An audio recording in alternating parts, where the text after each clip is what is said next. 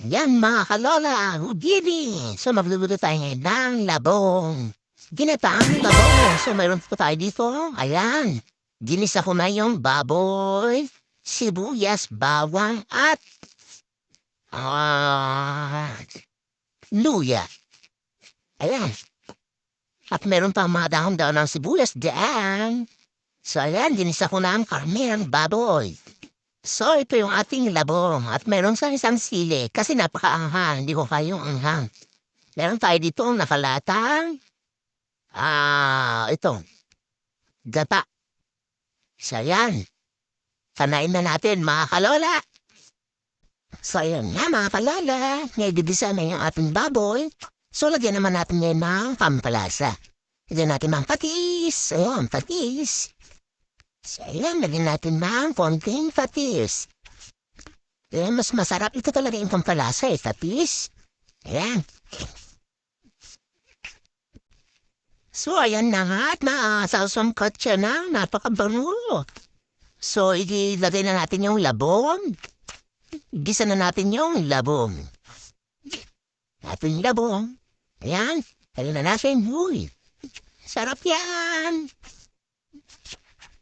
So, ayan, takpan natin siya para maluto. Isapit natin yung ating baboy dyan. Oh. Napakasarap po yan. Hindi niya po magtatanong, sobrang sarap nitong labong na to. So, lagyan na natin ng pampalasa. Ayan, parang Knorr cubes din to. Powder nga lang po, mga powder lang siya. So, ayan, naglagay na nga si Lola. Ayan, panuaduin na nga natin. Napakabango, ang sarap nito. Pinoy na Pinoy. Ayan. Ayan, maglagay tayo ng konting tubig para maluto yung ating baboy at labong, para malambot. Lagyan natin ng tubig na konti. Maglagay na tayo na, ayan, maglagay na tayo na data. Ayan, puro kakang data ito, oh. Wow. Data talaga, ayan. Puro data, ayan. So, ayan na nga't nakalagay na ang ating data.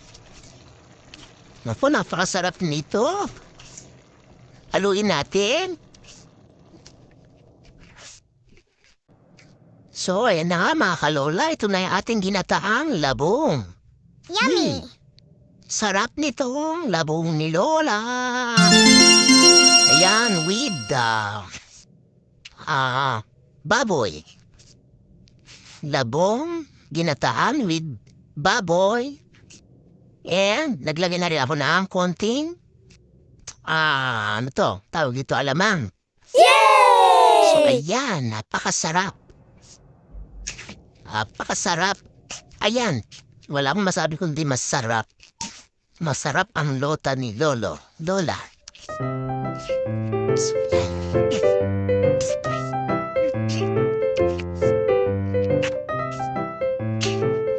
Ayan mga kalola, loto rin kayo.